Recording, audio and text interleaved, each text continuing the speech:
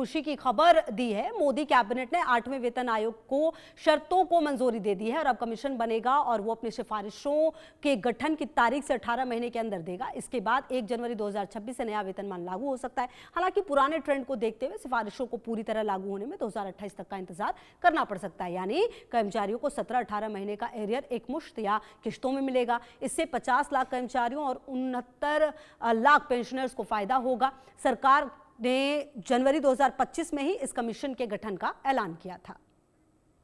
और शरद हमारे सहयोगी ज्यादा जानकारी के लिए। शरद, ये इंतजार तो निश्चित तौर पर लंबे समय से था, लेकिन कहीं ना कहीं अब ये फैसला जब सामने आया है तो इसको ग्राउंड पर आने में अभी थोड़ा वक्त लगेगा, लेकिन निश्चित तौर पर ये एक बड़ी खुशखबरी है।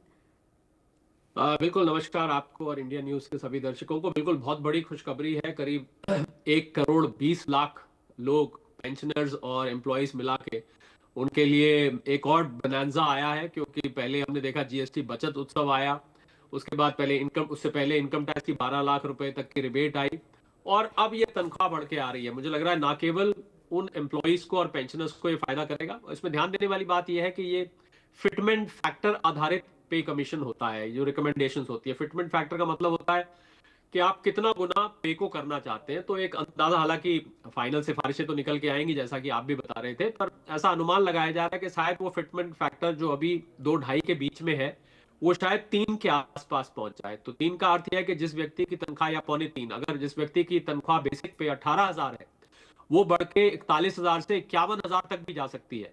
तो एक बहुत बड़ी वृद्धि होगी। और मुझे लगता है जिन सरकारी एम्प्लॉइज को ये शिकायत रहती है कि हमें प्राइवेट सेक्टर के मुकाबले उतनी तनख्वाह नहीं मिल पाती जबकि हम काम उतना ही करते हैं वगैरह वगैरह, इस प्रकार की शिकायतें रहती है, मुझे लगता है वो शिकायत दूर होगी। और सबसे बड़ी बात कि ये जो फालतू पैसा हाथ में आएगा उन केंद्र सरकार के एम्प्लॉइज को, ये फालतू पैसा या तो बचत के रूप में जाएगा या फिर वो अपना जीवन स्तर सुधारने के लिए काम करेंगे, यानी कि लिविंग स्टैंडर्ड। तो उससे देश की कंजम्पशन को भी बढ़ावा मिलेगा और ये पैसा वापस इकोनॉमी में आएगा अप्रत्यक्ष रूप से।